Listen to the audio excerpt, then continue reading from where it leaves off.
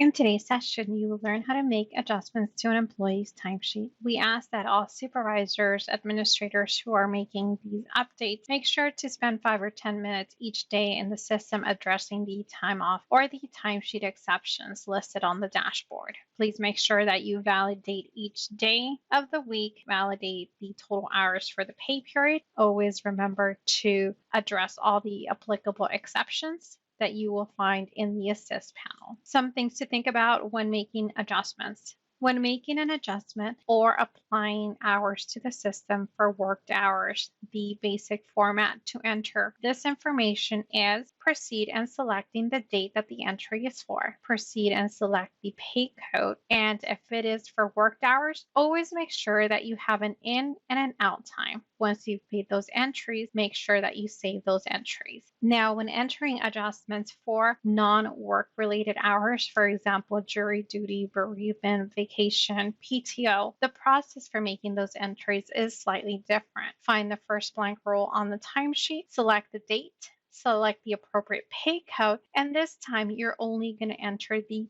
total number of hours. You will not be entering in and out time. That is only applicable for worked hours. So when entering non-worked hours, make sure that you enter the total hours, and once everything looks good, make sure that you save the entry. That is the proper process for posting non-worked hours. So now let's log into your database and go through this process together. From your dashboard, you will notice that you have the Assist panel based on your organization and the setup. You may be able to see all the exceptions that I have selected. However, if you do not have shifts set up for your employees, you will not be able to see who's early in, who's early out, who's tardy. However, you will be able to see who has missing punches. So if we need to address those employees with missing punches, simply click on the exceptions missing punch. For today, we only have this one employee missing hours. So the first thing that we're going to do is we're going to start at the beginning of the pay period. We're going to evaluate the date. We're going to look at the pay codes. We're going to look at the in time and the out times. So for this employee, they worked on March 16th, 8 to 12 p.m. March 16th, they returned from lunch at 1 p.m., left at 5 p.m. On Tuesday, March 17th,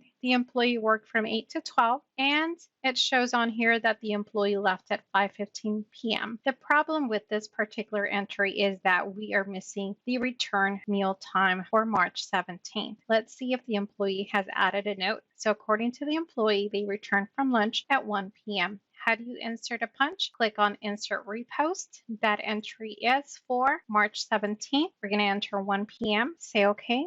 Validate your entry. And so now you will notice that we have an 8 to 12 p.m. and a 1 to 5:15 p.m. Now let's proceed with the following entry. March 17th, we have an entry from 8:05 to 5:10 p.m. So it appears that the employee forgot to post their meal break. According to a note we have from the employee, the meal break is from 12 to 1 p.m. How do we add a meal break for March 18th? Click on Insert Repost, select March 18th, enter 12 p.m., select March 18th, enter 1 p.m. Say OK, validate the entry. And so now we have an 8:05 to 12 p.m. and 1 p.m. to 5:10 p.m. The last entry that we have on here is for March 19th, 7:45 to 11:45. The employee worked a total of 3 hours. There's a note on here from the employee letting us know that the employee went home sick and the employee would like to use 5 hours of sick time. Let's look at the accrual summary and see if the employee has 5 hours available. According to the accrual bank, the employee has 42 hours. So because the employee has the time available, we're going to find the first blank row on this timesheet. So for March 19th, we're going to select the date. We're going to select the pay code, which is pay code 11.